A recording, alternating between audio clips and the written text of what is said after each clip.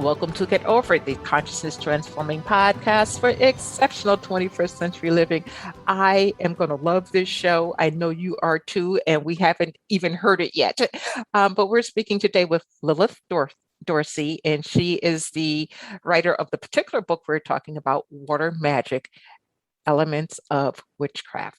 If you're wondering about witchcraft, if you're wondering about voodoo, however you want to say it, if you're wondering about gems, stones, and herbs, this is the book to get. She has a very interesting take, providing some historical background on many subjects, and then she talks about waters in many different ways. So you guys know that water, that book that came out about water a while ago, where you write your name like love on the water, and all of a sudden it fuses the bottle of water with love. That's great, but this takes it 10,000 times deeper. You're really going to love this show.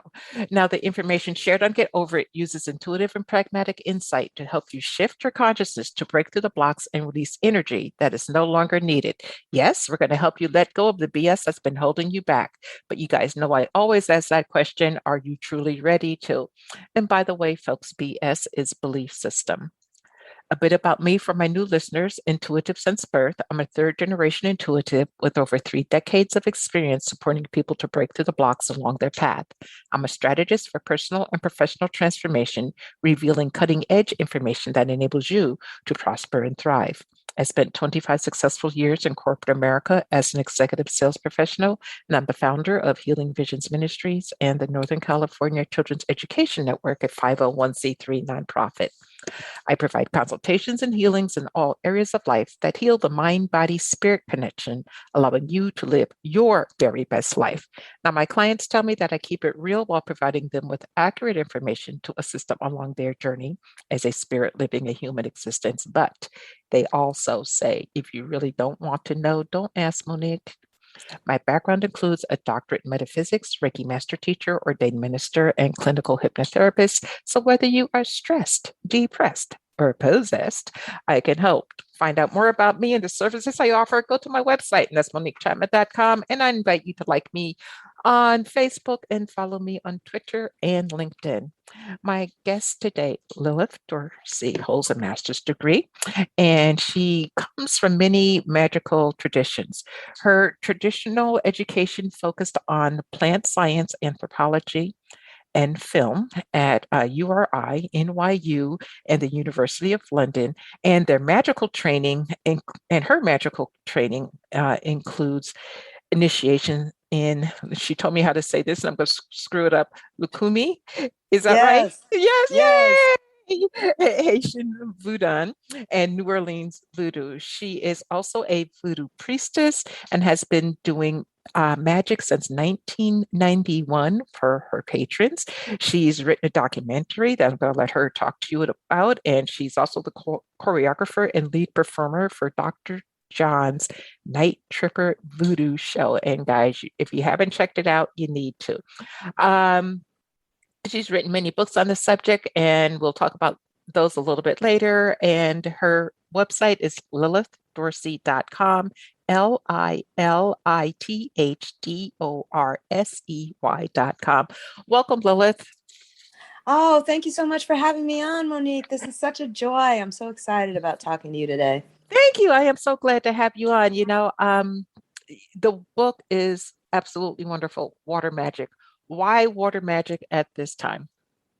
Well, ironically, the publishers came to me, my editor, Heather Green came, and she wanted to put together an element series, and it was really in the beginning stages, and she had some ideas, and I didn't even really think of myself as a water person. It was Uh-huh. just like, what? Because I'm a fire sign with an air rising and an Oh, air moon. So I'm you're. just like, what? What? Okay. But the more I started thinking about it, it was like, I'm dedicated to Oshun, who in the Lukumi Me and Santo too. tradition. Oh, that's wonderful. Uh-huh. Yay. Alafia. That's beautiful. Yay. So yeah, there's a natural connection there. For those of you who don't know, I mean, she's the Ashe, or the sacred energy of the river. So Uh-huh. I've always had that kind of water energy. I grew up in New York City next to the water, and now I live in New Orleans right next to the water. Oh, wow. Well, I grew up in Albany, New York. So yeah, I know you guys from New York City don't consider Albany, New York, but it is. And It now is. I It and is. now I live in San Yes. Francisco by the water. So hey, we I both, think. found our way around water. But let's back up a second and let me ask you, what is voodoo and how is it connected to witchcraft, or is it? I tend to say that there's a difference. I think both systems are magical, but they're also very different. When I talk about voodoo, there's New Orleans voodoo specifically, which is what we practice here in the city. And Hmm. that is a variation of African traditional religion. The roots of all of these trace back to Africa. If we look at voodoo or Haitian Vodun, which is another variant of it, that also goes back to Africa from the Benin region. If we look at some of the other traditions, they are from the Yoruba region or Nigeria. But this is the primarily where we're talking about. But if we look at New Orleans, it also blends with everything else that's here. It's sort of a spiritual gumbo mixed Hmm. with the Choctaw and the Chickasaw who were here before any of the Hmm. colonizers or enslaved people or Spanish or French or everybody else who decided to come through came through. And it really did pick up the best parts of all of that. It's a spiritual system based in nature. That's probably the simplest way I can explain it. It's based on the sacred energy or ashe of the universe that everything has, and just aligning yourself with that to be your best self and to go on your proper path through life. Well, how did it get such a reputation that, oh my goodness, if you practice voodoo, that, you're a horrible person, you're trying to manipulate people or situations, which in actuality, I think everybody's manipulating something or someone every day. But how did it get such a negative reputation, especially All right. here? Can I be real? Can I give like the black woman real talk on I, this for a I moment? want I want Black woman real talk. Okay. I might not be here, So folks, on the other end when when she's done, but no, no, no, I girl, think keep it there's real. two reasons. I think there's two reasons. First of Hmm. all, it was the magic that was of an enslaved people for over 400 Hmm. years. So if you're enslaved and the worst, most possible, terrible things are happening to you morning, noon, and night, and you have a really strong magical system, you're going to use whatever you can to fight back. So I think it did have more like, oh, how do I take this person out? Because maybe this person out you needed to take out was like hurting you or selling your children or raping you or some crap like Hmm. that.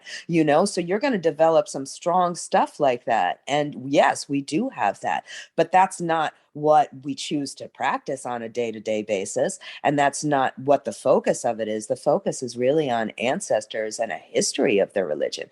That's what the focus is, but Hollywood said it's something different, and I think colonizers said it was something different.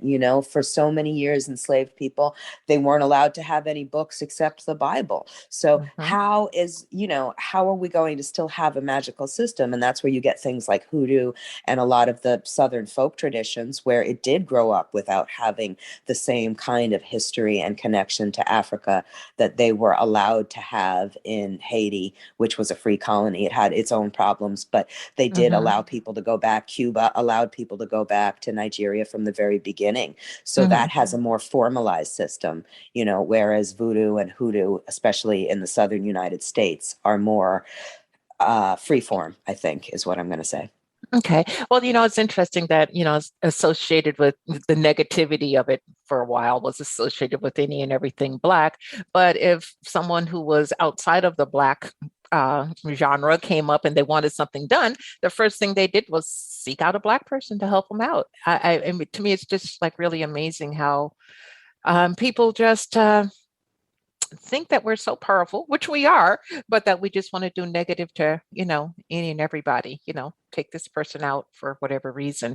And it's so not like that, folks. You can utilize this energy, this system, this very high spiritual system to help yourself in many ways. And notice I said help yourself, and then you can help other people. Um, Lilith, you worked with the energy of Dr. John, especially in the Night Tripper Voodoo show. First of all, enlighten people on who Dr. John is. Okay, And Dr. John. okay. There's two Dr. Johns. There's the Mm-hmm. original Dr. John from back in Marie Laveau's time here in New Orleans, the late 1800s. And he was a Senegalese tribesman and a drummer. And he used to perform ceremonies with Marie Laveau out in the swamps and Congo Square, in all of those places. And he had a sad end. And Dr. John the Night Tripper is a musician whose real name is Mac Rebenak, and he took the name of Dr. John because he wanted to honor that energy in the city. And he got 11 Grammys, and I worked for him for 5 or 6 years. He recently passed, unfortunately, Oh. 2 years ago, and we were very close, and I'm still close with his granddaughter. But he really made voodoo on stage in the public be what it is, and not a bad thing, be something that was magical, be something that was mystical, be something that was part of the character of the city, as he would say. Mm-hmm. And he did a lot for music as well. When I went to the memorial, the Neville brothers stood up there on stage, Oh, and Cyril wow. said there would not be Black people on stage with white people in America today if it wasn't for Dr. John Mac Rebenak. And it just made me cry, to hear Mm-hmm. somebody as, well accomplished and famous as the Yep. Nevilles, like, just really give props to Mac. And Mm-hmm. he was such an amazing person. So to be able to work with him doing the sacred dances, he wanted somebody who knew how to do the authentic voodoo dances, both from Haiti and from New Mm-hmm. Orleans, again back in Marie Laveau's time, back at the turn of the century. So Mm-hmm. I had been a dancer, and I had studied dance both on film and in person. And I said, hey, what about me? I could do Not shy it. little you. Yeah, yeah. That's my advice to anyone listening. If there's something you can do and somebody asks you for a recommendation, consider whether or not you can do it and put yourself forward, And it was Mm-hmm. beautiful. We had an amazing time. We went in front of over 10,000 people at Bonnaroo. We did Jazz Fest. I traveled with him, and he really was like a second dad to me. He was just Mm-hmm. so special to me. And folks, she did all this while raising a family. Okay. So it's not like she chose one thing over another. She's a busy lady. And talk to us about your documentary. Oh, well, I always made films. I did my undergrad at film. I like to tell people I went to NYU right after Spike Lee left. So that was a Oh. very different climate than it is today. There were no Black women in there. There were very few Black people in there at all. So, and Mm-hmm. I made experimental documentaries, things that were, designed to open people's minds. And then I had my daughters, and I went back as a graduate student and focused on doing documentaries. And I really wanted to make a documentary about New Orleans voodoo because I wanted our voice to be heard. I was already a member of the Voodoo Spiritual Temple here in New Orleans at Mm-hmm. that point, probably for over a decade. And, run by Priestess Miriam, a Black woman, started with her husband, Priest Ashwan, a Black man from Belize. And the two of them just were so inspiring to me. And I wanted to be able to tell their story in the words of somebody who was inside the community and had all the necessary respect and reverence for what was being told in that moment.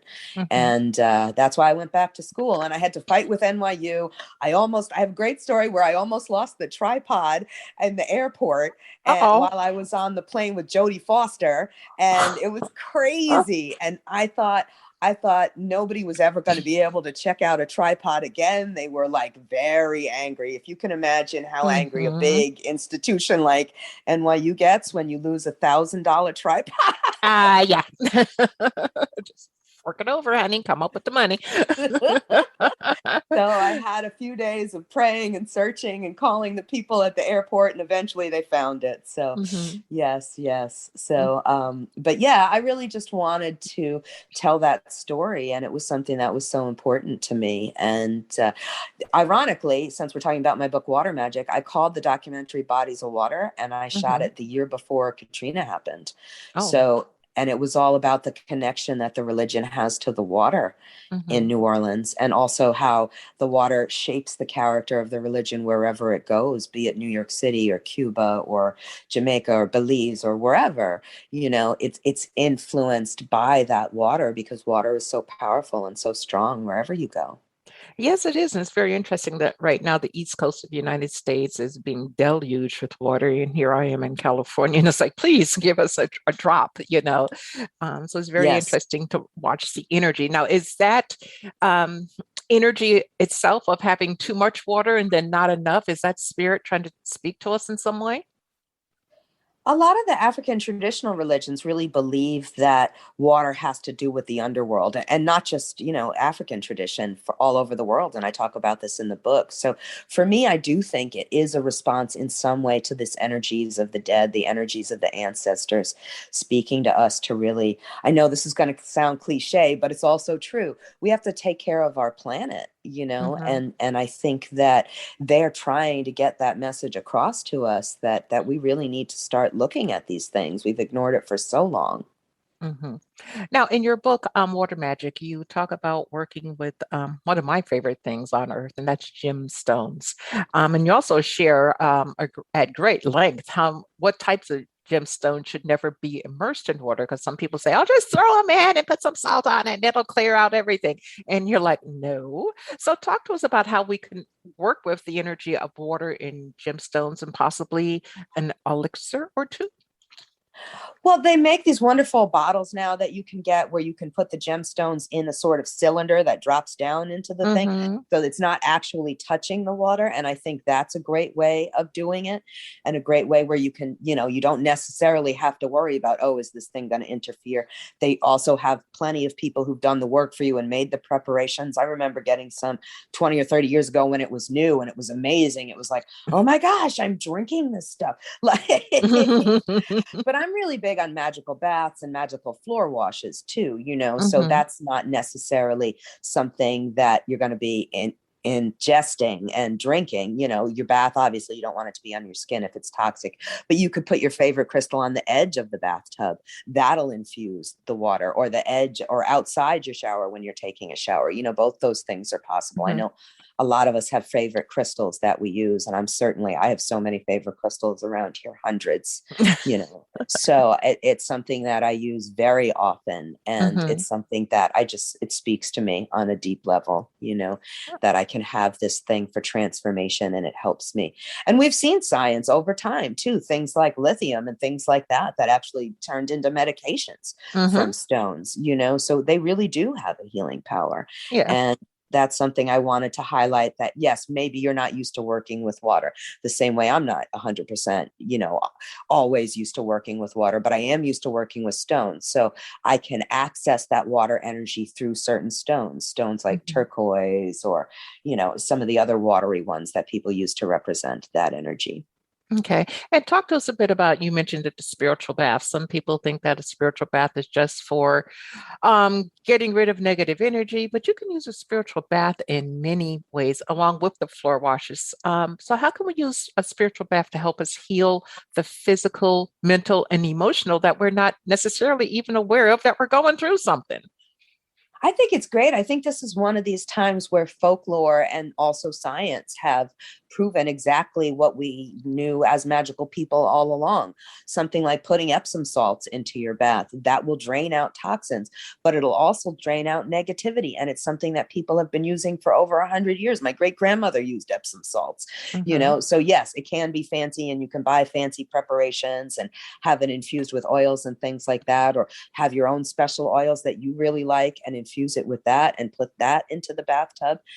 I like to tailor it to whoever is using it. And that's why I think one-on-one magic is really good. I really value you being an intuitive person, because then you get to work with those energies on an individual basis. You Hmm. know, everything is not going to help everybody the same way every medication Exactly. is going to help everybody. So yes, I can say rose quartz is something that's really good to use for healing and for blessings, but some people might hate it. It just might rub them the wrong way, and they'll Hmm. be a lot more receptive to a different kind of quartz for healing, like citrine, for example. Or Hmm. maybe they're attracted to dark stones like black onyx, or something like black tourmaline, which will absorb all the negativity and also create something in its wake, because we have to remember that so much of magic is about balance. And if we're taking something away, we've got to fill it up with something good.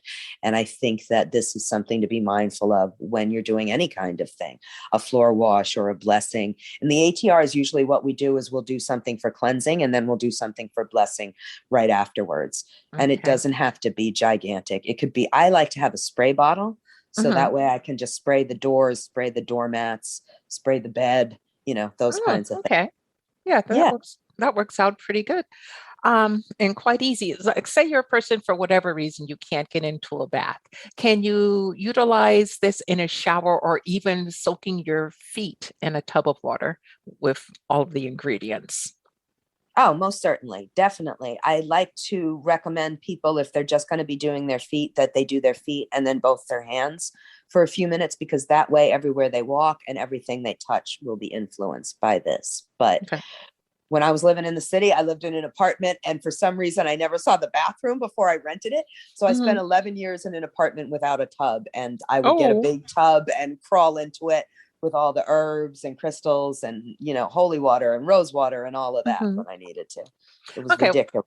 No, no, it was actually good. I was going to ask you about the different waters because you go online and you read about Florida water and Hoyt's cologne, which is, I guess, a form of water, and all of these different waters. Does it really matter? It depends on what you're trying to do. I think, I'm a big believer in using tap water in a mindful way. This Hmm. comes from your spirit of place. Most people, it comes from a local area. So that's the water that snaked underneath through all those pipes and made it directly to you.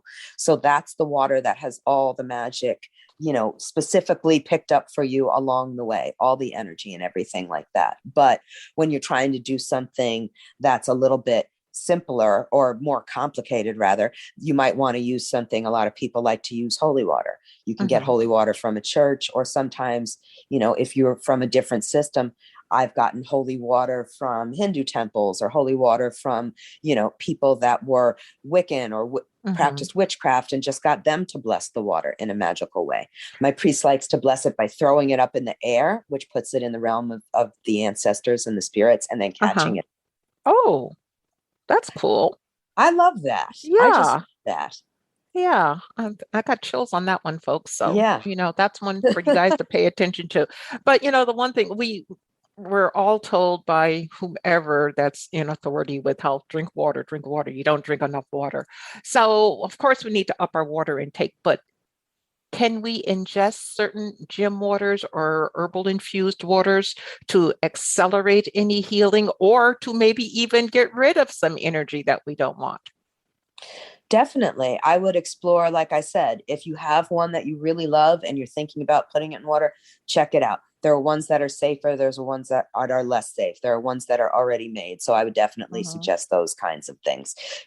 Me personally, I like to use, I'm just a big quartz fan. It does Hmm. everything. In Brazil, they use quartz as sort of an all-purpose kind of thing, where you can use it for every single one of the deities down there, for every purpose. And then you can put your own sacred energy into it. And it's so readily obtained, especially in this country. We have a ton of it. Hmm. Now, the one thing that I haven't asked you about, and I'm going to now, is waterfalls. In your book, you talk about different sacred water sites, but Niagara Falls, girl, I went there when I was a kid and haven't been back. It's like a bucket list thing to go back, but it was so freaking powerful. Even just the drive too, once you got into the general vicinity, it like flipped the script on my aura and my being. So talk to us about waterfalls and how powerful they can be for us in transforming energy.